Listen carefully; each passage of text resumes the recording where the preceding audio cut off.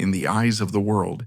He was a banjo god, an innovator with lightning-fast hands who single-handedly saved the most important band in bluegrass when it stood on the brink of collapse. His name was Don Reno, a hero whose talent seemed limitless. But in his real life, that hero was being defeated by a hidden enemy, not a musical rival, but his own body. Plagued by chronic back pain, Don relied on painkillers to be able to stand on stage, and therein lies the ultimate tragedy. The pills that helped make him a hero in the public's eyes were the very thing slowly destroying him from within, leading to a quiet, premature death. It was the profound tragedy of a genius who could use his music to save a legacy, but couldn't save himself from the ravages of pain and addiction until the very medicine that treated his pain took everything from him. To understand an innovator like Don Reno, you first have to understand the world that forged him. He was born in Haywood County, North Carolina, a rugged corner of Appalachia during the Great Depression. Life here was measured by the strength of your back and the calluses on your hands. In that isolated world, music wasn't a luxury. It was a tool for survival, the thread that held the community together. The fiddle told the stories of love and loss, while the banjo at the time was simply the rhythmic heart of the band, played in the rustic clawhammer style. It was the foundation, not the star. But the winds of change were coming, crackling through the radio waves.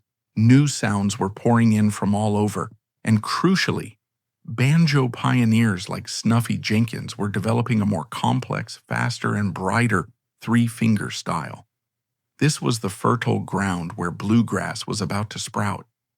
And into this changing world, a boy with a curious mind and a God-given talent was born, someone who was destined not just to master tradition, but to rewrite it entirely. The story of Don Reno's genius begins at an age when most children are just learning to hold a crayon. He was 5 years old when his father, a farmer and a fine musician in his own right, recognized the boy's intense fascination with the instruments in their home. Seeing this spark, he cobbled together a makeshift banjo for his son. It was more than a toy. It was an invitation. And for young Don, it was the beginning of a lifelong obsession. He took to the instrument with a preternatural ability. He wasn't just learning to play, he was learning to listen with an analytical intensity that was shocking in a child.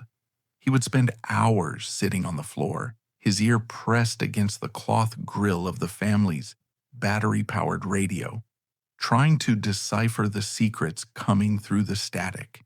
He absorbed everything. He learned the old-time clawhammer style from his family and neighbors.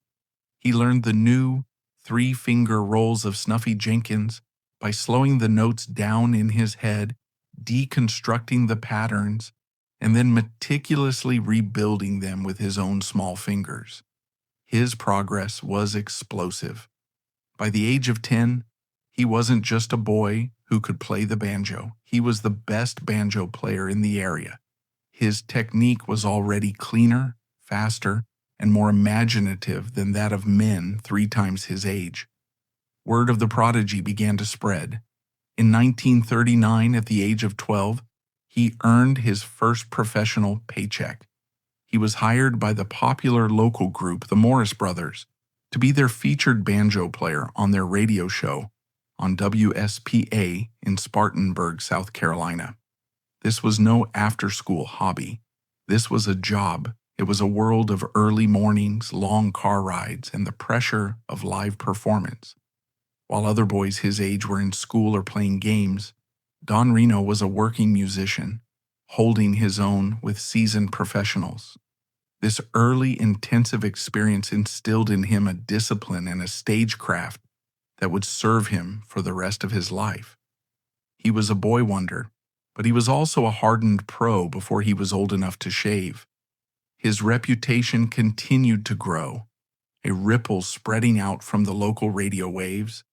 The ripple eventually reached the epicenter of this emerging new music, Nashville, Tennessee. There, a mandolin player with a notoriously sharp ear for talent and a high, lonesome voice named Bill Monroe was assembling a band that would change the course of American music. Monroe had heard whispers of the phenomenal teenage banjo player from North Carolina. In 1943, the call came. Bill Monroe offered 16-year-old Don Reno a job with the Bluegrass Boys. For Don, this was the moment a dream becomes a tangible reality. To be a bluegrass boy was to be at the absolute pinnacle of the genre, to play alongside the creator himself. It was a golden ticket, the opportunity of a lifetime. He accepted immediately, his mind no doubt racing with the musical possibilities. But the world had other plans. As he was preparing to leave for Nashville, another more official piece of mail arrived, a draft notice from the United States Army. The Second World War was raging, and Uncle Sam had a more urgent need for a young man's hands than Bill Monroe did. The dream would have to wait. Don Reno, the banjo prodigy, became Private Reno, infantryman. He was assigned to one of the most renowned and feared units of the war, the 5307 Composite Unit, better known by its intimidating nickname, Merrill's Marauders. This was no ordinary infantry unit. They were a special forces team trained for long-range penetration and guerrilla warfare deep behind enemy lines in the unforgiving jungles of Burma. The transition is almost impossible to comprehend. 1 month, he was a boy wonder, in a radio studio, his world defined by musical keys and tempos. The next, he was a commando in a sweltering, disease-ridden jungle, his world defined by survival. The Marauders campaign was legendary for its brutality and hardship. They marched for 1,000 miles through dense mountainous terrain, fighting not only a determined enemy, but also malaria, dysentery, typhus, and near starvation. They were constantly outnumbered, relying on surprise and sheer grit to complete their missions.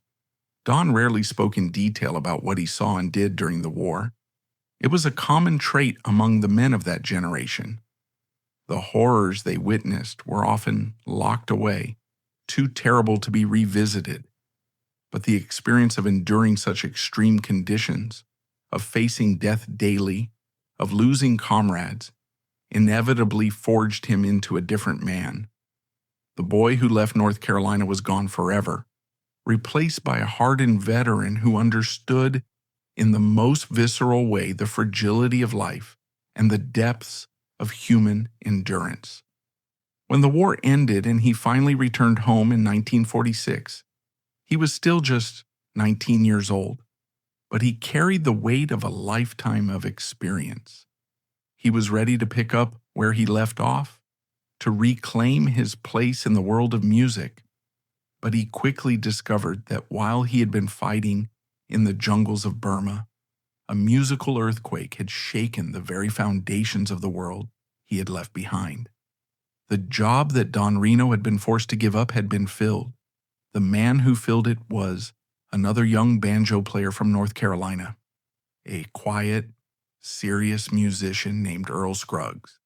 And in the years Don had been away, Scruggs, alongside Bill Monroe, guitarist Lester Flatt, fiddler Chubby Wise, and bassist Howard Watts, had perfected the sound that would forever be known as bluegrass. It was a sound unlike anything anyone had ever heard before. It had the drive of a freight train, the precision of a Swiss watch, and the high, lonesome cry of the mountains. And at its heart was Earl Scruggs's banjo. He had taken the rudimentary three-finger style of players like Snuffy Jenkins and polished it into a dazzling, flawless art form.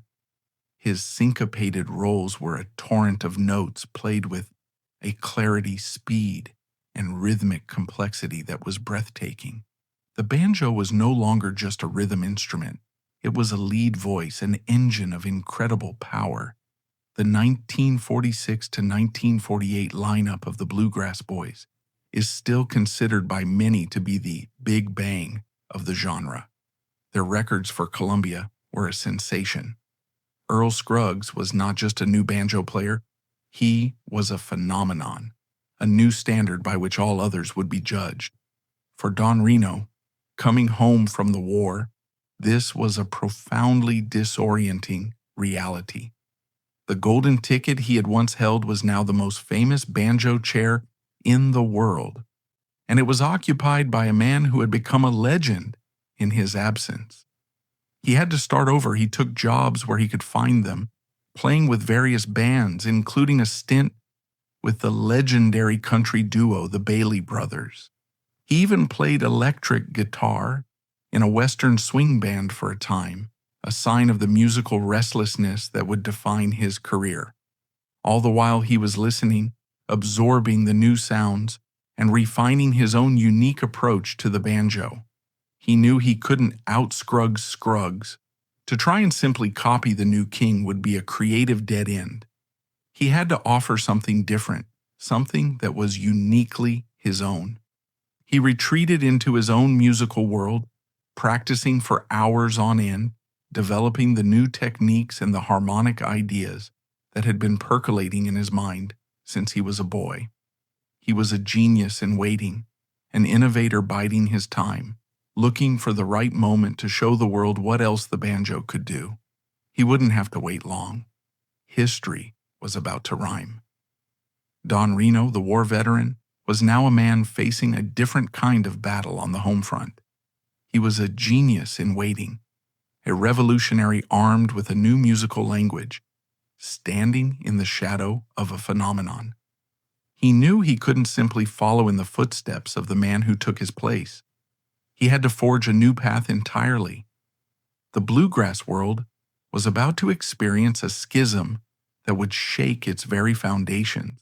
And in the chaos of that creative explosion, the call Don had been waiting for would come once more.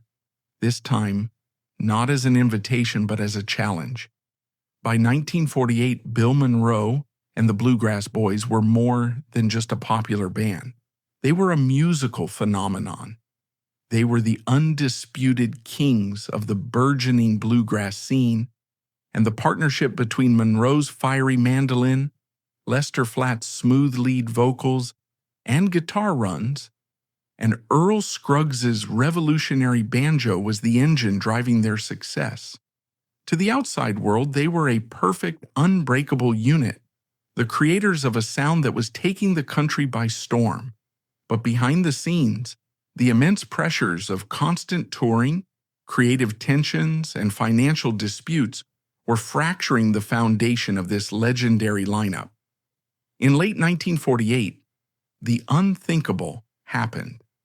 Lester Flatt and Earl Scruggs, the two men who had helped Monroe crystallize his musical vision, resigned. It wasn't just a lineup change. It was a seismic schism that sent shockwaves through the small, tight-knit world of country music. Monroe was left reeling. He hadn't just lost his lead singer and his star banjo player. He had lost the very sound that had made him a superstar. In a single stroke, his two most crucial sidemen had become his biggest rivals, soon to form their own band, the Foggy Mountain Boys, and embark on a career that would make them even more famous. For Bill Monroe, the father of bluegrass, it was a moment of profound crisis. He was a proud, fiercely competitive man, and the departure felt like a deep personal and professional betrayal.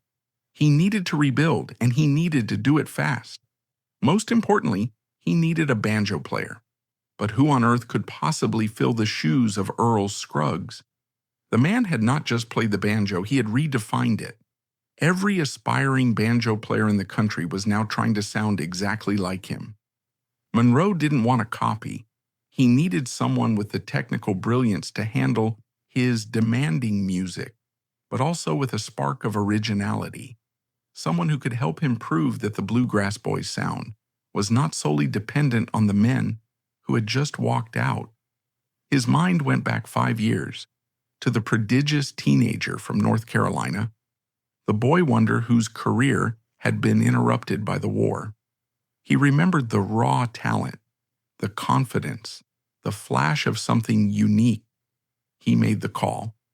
For the second time in his young life, 21-year-old Don Reno was being offered a job in the most famous bluegrass band in the world. This time, there was no draft notice to stand in the way. But the circumstances were radically different. In 1943, he would have been a promising, unknown addition to a band on the rise. In 1949, he was the replacement for a living legend, stepping into a firestorm of expectation and scrutiny. The entire bluegrass world was watching. Every musician, every fan, every promoter was asking the same question. Who is this Don Reno, and can he possibly measure up to Earl Scruggs? The pressure was immense, enough to crush a lesser musician. But Don Reno was not a lesser musician. And more importantly, he was not the same 16-year-old boy who had received the first call. He was a man now, a combat veteran who had survived the jungles of Burma. The pressure of a Nashville stage, however daunting, was a different kind of challenge than the one he had faced overseas. He possessed a deep, quiet self-confidence in his own abilities. He knew he wasn't Earl Scruggs, and he had no intention of trying to be. He arrived in Nashville not as an imitator, but as an innovator, armed with a whole arsenal of musical ideas that the world had never heard. His first appearances with the Bluegrass Boys were a revelation, and for some, a shock. The audience came expecting to hear the smooth, rolling banjo licks they knew from the Flatt and Scruggs records. What they got instead was something entirely different. It was still bluegrass, but it was bluegrass with a different dialect, a different fire.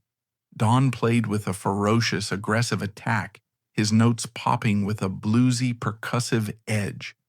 And then he would do things that seemed to defy the very nature of the instrument. His most stunning innovation was what would come to be known as the single-string style. While Scruggs's technique was based on rolling across multiple strings to create a cascade of arpeggios, Don developed a method for playing fast, intricate note-for-note melodies on a single string. By using a lightning-fast, alternating combination of his thumb and index finger, he could play scales and fiddle tunes with the same precision and articulation as a lead guitarist or a fiddler. Suddenly, the banjo could step out from its rhythmic role and deliver a melodic statement as complex and compelling as any other lead instrument. To an audience in 1949, it was like hearing a familiar voice suddenly speak a new, impossibly eloquent language. But that was just the beginning. Don was a master of music theory, with a deep understanding of harmony that was rare among self-taught musicians of his era. He applied this knowledge to the banjo fretboard, developing a sophisticated chordal style of playing. He used complex three-finger chord shapes and inversions that moved fluidly up and down the neck, allowing him to play a rich, piano-like backup that was harmonically far more advanced than the standard bluegrass accompaniment. He could follow a singer's every move, embellishing the melody with beautiful, intricate chordal passages. He blended these two revolutionary ideas with an array of other techniques, dazzling double stops, intricate brush strokes, and novelty sounds that mimicked everything from a train whistle to a crying baby. He played with a sense of daring and improvisational freedom that was breathtaking. He wasn't just executing a part, he was creating a conversation, responding to Monroe's mandolin with a flurry of ideas, pushing the music in new and unexpected directions. His short first tenure with Bill Monroe, lasting from late 1948 through 1949 and into early 1950, was one of the most creatively fertile periods in the band's history. They recorded a number of sides for Columbia that showcased this new, re-energized sound. On tunes like Tennessee and Kentucky, you can hear his driving, blues-inflected backup, On instrumentals like the Monroe classic Get Up John, re-recorded later, his style took center stage, proving that the banjo could be a vehicle for pure, unadulterated melodic invention. Don Reno had done the impossible. He had successfully replaced a legend not by copying him, but by being so brilliantly and authentically himself. He proved to the world that there was more than one way to play bluegrass banjo. He didn't just fill the void left by Earl Scruggs. He created a whole new space for the instrument to occupy. Yet this creatively explosive partnership was not destined to last. Life as a bluegrass boy was notoriously difficult. Bill Monroe was a brilliant but demanding bandleader, a musical patriarch who expected absolute dedication and adherence to his vision. The pay was often meager, and the touring was relentless, a grueling grind of all-night drives in a cramped car from one small-town show to the next. For a man like Don, who was not only a brilliant musician, but also a burgeoning songwriter and a natural leader with his own strong musical ideas, the role of a sideman, even for a legend like Monroe, was ultimately constricting. By 1950, he was ready to forge his own path. His departure from the Bluegrass Boys was not born of animosity, but of a powerful creative need for independence. He had proven his point. He had stood on the biggest stage, next to the biggest star, and shown the world his genius. Now, it was time to build something of his own. He left Nashville and headed back to the Carolinas, his reputation as one of the world's premier banjo players firmly established. The next chapter of his life was about to begin, and it would be defined not by the partnership he had just left, but by one he was about to form, a partnership that would become one of the most beloved and enduring in the history of bluegrass. Having proven he could stand on the biggest stage and redefine his instrument, Don left Nashville with his reputation secured but his destiny still unwritten. He had been the brilliant answer to Bill Monroe's problem, but being a sideman, even for a king, was not his ultimate calling. True genius requires not just a stage but a canvas. He needed a partner who didn't just complement his fire, but who could provide the soulful, steady frame for his innovations.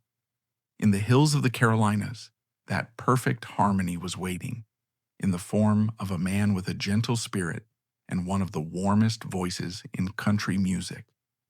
After leaving Bill Monroe's band, Don Reno had proven his talent, but he needed his own path. He didn't just want to be a star instrumentalist. He wanted to be an architect of a sound. To do that, he needed the perfect partner, and he found that in Arthur "Red" Smiley. Red Smiley was Don's perfect opposite. While Don's singing was raw and powerful, Red's was smooth, warm, and sincere. While Don's banjo playing was a groundbreaking adventure, Red's guitar was a solid, unshakable foundation. Don was the scientific brain, Red was the heart and soul of the song. They officially partnered in 1952, and their combination was magic. Reno and Smiley's music was warmer and more accessible. They placed gospel music at the center of their work, with classics like "I'm Using My Bible for a Roadmap," while also winning over audiences with sad love songs and explosive instrumentals, where Don Reno truly unleashed his creative genius. Their success exploded when they became one of the first country stars with a daily television show, Top of the Morning. The show didn't just play their music, it brought their personalities and brotherly chemistry into the living rooms of millions of families. They became major stars, building a massive and loyal fan base. For 12 years, from 1952 to 1964, Reno and Smiley were kings. For Don Reno, it was the ultimate vindication. He had the creative freedom he had always craved. It was a golden era, a perfect harmony. But the very pressures that created their success, the relentless touring, the grind of television, were also quietly eroding the foundation of their beautiful partnership. For over a decade, the Reno and Smiley partnership was a golden age, a seemingly perfect union of innovation and heart that conquered radio, television, and the stage. They had built an empire on a foundation of brotherly chemistry and shared musical vision. But the relentless pressure required to maintain such an empire, the endless miles, the daily performances, the constant creative demand, takes a toll that isn't always visible from the audience. The harmony that sounded so effortless through the speakers was about to face its greatest test, not from an outside rival, but from the slow, grinding friction of two different men wanting two different lives. From the outside, the Reno and Smiley empire looked indestructible. They were a beloved institution, their faces as familiar to their audience as members of their own family. Their records were consistent sellers, their show was a daily staple, and their concert appearances were guaranteed sellouts. For 12 years, they had lived and breathed their partnership, a whirlwind of television studios, recording sessions, and thousands of miles of highway. But a machine that runs that hot for that long, without a break, will inevitably begin to show signs of wear. The beautiful, perfect harmony that defined their music was beginning to fray under the immense strain of their success. The pressures were relentless and came from all sides. The daily television show was a voracious beast, demanding a constant stream of new material, fresh banter, and on-camera charisma, day in and day out, whether they felt like it or not. The touring schedule was a brutal, never-ending grind. They would often finish their morning television show in Roanoke, Virginia, then immediately pile into a car or bus and drive hundreds of miles to a concert date in another state, only to have to turn around and drive back through the night to be on the air again the next morning. It was a life of greasy spoon diners, cheap motel rooms, and a perpetual state of exhaustion. This relentless pace began to take a severe toll, particularly on Red Smiley. Red was not a man built for the rigors of the road. He was a homebody at heart, a gentle soul who was happiest with his family, far from the chaotic world of show business. Furthermore, he was plagued by a number of health issues, including diabetes and a recurring battle with his weight, all of which were exacerbated by the poor diet and lack of rest that came with a musician's life. The joy he once found in performing was being steadily eroded by the sheer physical and mental exhaustion of the schedule. For Red, the dream had become a prison of obligations. Don, on the other hand, was a different breed. He was a restless, forward-moving spirit, a man who seemed to thrive on the energy of the performance and the challenge of the next show, the next song, the next musical idea. The road was his natural habitat. While he undoubtedly felt the exhaustion, his ambition and his almost obsessive creative drive were a powerful fuel. He was not just the musical genius of the duo. He was the engine, the one who was always pushing for more shows, more records, more exposure. This fundamental difference in temperament and stamina began to create a quiet, unspoken rift between the two partners. There was no animosity, no dramatic falling out. There was simply the slow, sad realization that they no longer wanted the same thing. Red yearned for a life of peace and stability, a chance to enjoy the fruits of his labor. Don was still chasing the horizon, his mind still buzzing with musical possibilities that required the platform of a full-time touring band. In 1964, the harmony finally broke. Red Smiley made the difficult decision to retire from the road. The announcement sent a shockwave through the bluegrass world. Reno and Smiley were more than just a band. They were an institution. To their fans, the idea of them splitting up was as unthinkable as the Grand Ole Opry closing its doors. The breakup was entirely amicable, a testament to the deep brotherly affection the two men shared. They parted as friends, but for the music world, it was the end of an era. Red settled into a life of semi-retirement, playing occasional local shows but largely staying close to home, his health and happiness his new priorities. For Don Reno, however, stopping was simply not in his DNA. The music wasn't just what he did, it was who he was. With the Reno and Smiley partnership now a part of history, he was once again at a crossroads, faced with the challenge of reinventing himself. His first move was to partner with another talented musician, the fiddler, Benny Martin, for a brief but musically interesting period. But Don was looking for a more permanent solution, a band that he could build and mold in his own image for the long haul. He found the answer not in the pool of available Nashville sidemen, but in his own living room. He looked to the future of his music, and he saw the faces of his sons. Don had passed his musical gifts on to his children. His sons, Ronnie on mandolin and Dale on guitar, had grown up with the sound of his banjo as the soundtrack to their lives. They were prodigiously talented in their own right, having absorbed the complex rhythms and harmonies of bluegrass by osmosis. Don made the decision to bring them into his band, rechristening the act as Don Reno and the Tennessee Cut-Ups. On the surface, it was a beautiful story, a father passing his legacy directly to his sons, creating a new family-based dynasty in bluegrass. And in many ways it was.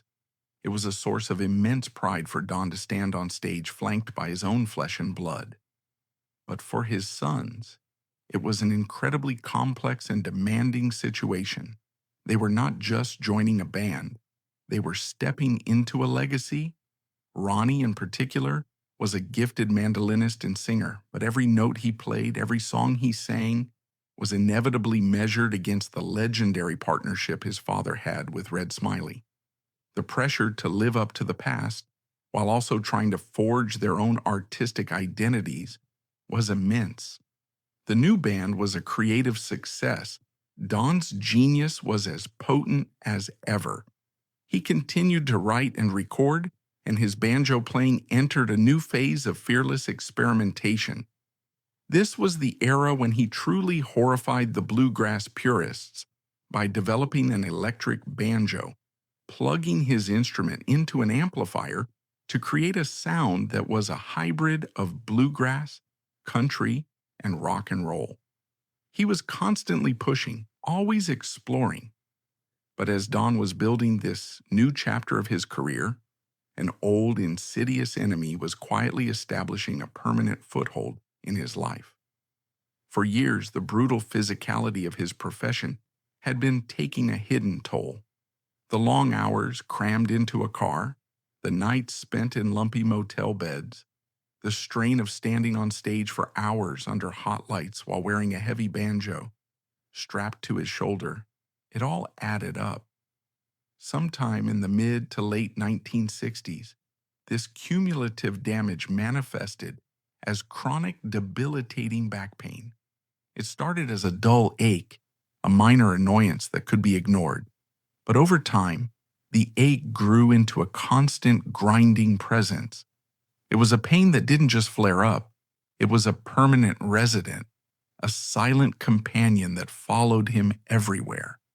For a man whose entire livelihood depended on his physical ability to travel and perform, this was a catastrophic development. In the medical world of that era, the long-term dangers of prescription opioids were not well understood. For a working man in constant pain, the doctor's prescription pad was seen as a godsend, a miracle that could keep him on his feet and on the job. Don began taking painkillers to get through the day. At first, it was a necessity, a tool to allow him to endure the pain of a long drive, or to stand on stage and deliver the energetic, smiling performance his audience expected. The pills worked. They dulled the pain enough for him to function, to keep the band on the road, to keep the paychecks coming in to support his family. But the relief the pills offered came at an insidious price. The body builds a tolerance, and the dose that worked 1 month would be insufficient the next. The line between using the medication for pain and needing the medication to simply feel normal began to blur. Without his realizing it, the tool he was using to survive his pain was slowly, methodically becoming a prison. Reliance was turning into dependence, and dependence was turning into full-blown addiction. This began the great tragic paradox of Don Reno's life. Outwardly, he was the brilliant bandleader, the banjo wizard, the cheerful showman. Inwardly, he was a man engaged in a desperate, silent civil war. Every day was a battle. His son Ronnie Reno would later describe the reality of this period with heartbreaking simplicity. He was in pain all the time. He got up in pain. He played in pain. He drove in pain. He lived in pain. The addiction was not a moral failing. It was a tragic, inevitable consequence of a man trying to treat an unbearable condition with the only tools he had available at the time. But the consequences were devastating. The painkillers, over time, began to ravage his body. He gained a significant amount of weight, which put a tremendous strain on his back and his heart. His energy levels plummeted. The vibrant, dynamic showman of the 1950s was slowly being replaced by a man who was visibly weary, who often had to perform sitting in a chair, conserving every ounce of strength just to get through the show. His family and close friends watched this slow-motion tragedy unfold, often with a sense of helpless sorrow.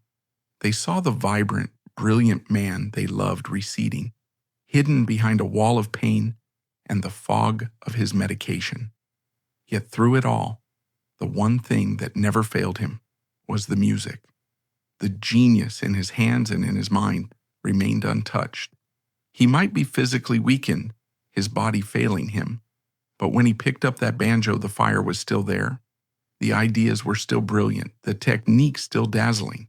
The music became his sanctuary, the one place where, for a few minutes at a time, he could transcend the agony of his physical existence and soar.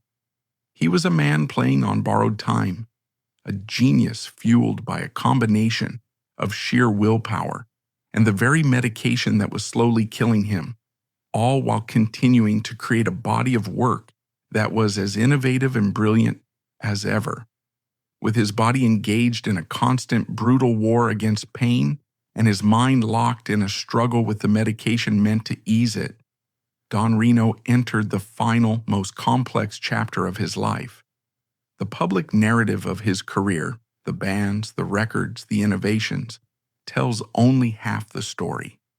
To truly understand the source of his incomparable genius and the depth of his tragedy, one must look beyond the stage lights and into the quiet, often painful human moments. It is in the personal relationships, the internal struggles, and the heart behind the hands that the true cost of his music is revealed. The technical brilliance of a musician, the dazzling speed and innovation, is what history records, but it is not the full story. The soul of the music, the emotion that resonates across the decades, is born from the life lived behind the instrument. For Don Reno, the complexities of his personal relationships and the silent internal battles he fought are as essential to his story as any banjo lick he ever played. At the very heart of his professional life was the partnership with Red Smiley. It was more than a convenient pairing of two talented artists. It was a genuine brotherhood, a perfect fusion of complementary spirits. On stage, their chemistry was palpable. Don was the restless, fiery innovator, the musical daredevil.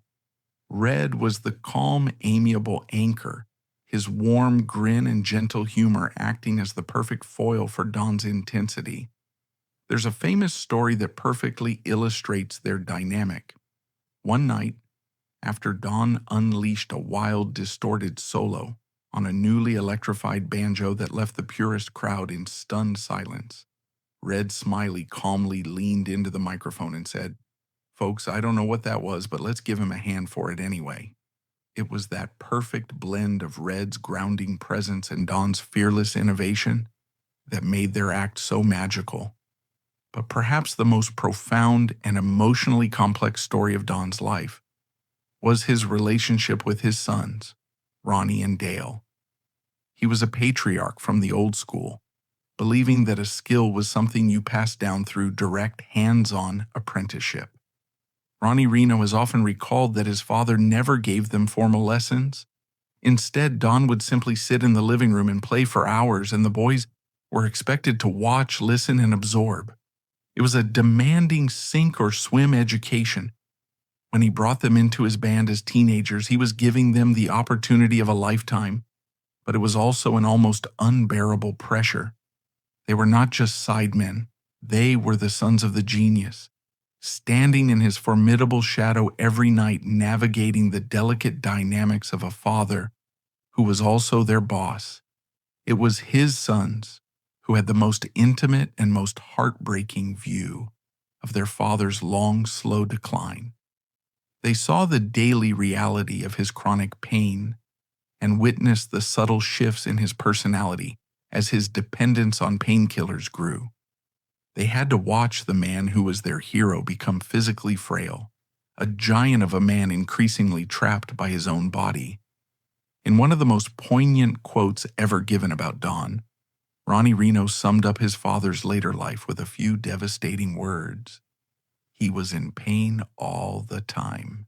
He got up in pain. He played in pain. He drove in pain. He lived in pain.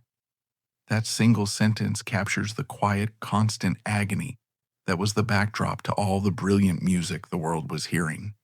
While Don fought his private battles, a public debate raged throughout his career. In the entire history of the five-string banjo, no argument has been more passionate than Reno versus Scruggs. To understand this debate is to understand the two fundamental philosophical paths that the modern banjo has taken. Earl Scruggs was a revolutionary of rhythm and tone. He was a perfecter. He took the nascent three-finger style and distilled it into a flawless system of rolls, creating a continuous syncopated cascade of notes. The Scruggs style was an engine, smooth, powerful, and rhythmically complex. He established the gold standard. He wrote the grammar of the modern banjo language. Don Reno was a revolutionary of melody and harmony. He was an explorer. He heard the banjo not just as a rhythmic engine, but as a lead melodic voice. To achieve this, he didn't just perfect a system. He invented a whole new vocabulary. His most significant innovation was his pioneering single-string technique, using a rapid alternating thumb and index finger motion to play scales and fiddle tunes, note for note, at blistering speeds. The banjo was suddenly speaking in complete sentences. He also pioneered a sophisticated chord style of playing, using complex shapes all up the neck that allowed him to play a rich, piano-like accompaniment. The controversy, then, was a clash between two philosophies. The Scruggs school valued purity of tone and the perfect execution of the established roles, the traditionalist approach. The Reno school valued innovation and melodic complexity, the modernist approach. For many years, purists viewed Don's wild innovations with suspicion, sometimes dismissing him as a trick player. This criticism was deeply unfair. Don could play traditional bluegrass with the best of them, but his restless musical mind refused to be confined. History has now delivered a clear verdict. They were not rivals, but two indispensable pillars. Scruggs built the foundation of the house, but it was Don Reno who blew out the walls and opened the windows to let in the sounds of the entire world. The true legacy of a musician is measured in the doors they open for others. By that measure, Don Reno is one of the most influential figures in American string music. His single-string style was a seismic event. fundamentally altering the banjo's role from rhythm to a lead voice, on equal footing with the fiddle and guitar. This single innovation is the direct ancestor of the entire progressive bluegrass genre. Artists like Bela Fleck and countless others who treat the banjo as a vehicle for jazz, classical, and world music are all walking down a path that Don Reno carved out of the wilderness. His influence extends beyond technique. The Reno and Smiley partnership was a pioneering force in bluegrass gospel, proving that songs of deep faith could be commercial hits without sacrificing their integrity. But his story also carries a darker, more resonant significance. It is a powerful and tragic case study of the hidden world of chronic pain and addiction that has haunted so many performers. Don's life forces us to look beyond the dazzling performance and consider the profound human cost of our entertainment. His ability to create such joyful, complex music while enduring constant pain is a staggering testament to the resilience of the human spirit. Today, the old arguments have faded. Don Reno is a revered, almost mythical figure, posthumously inducted into the International Bluegrass Music Hall of Fame in 1992. The world has finally caught up to his genius, recognizing that his explorations were not a departure from tradition, but a vital and necessary expansion of it.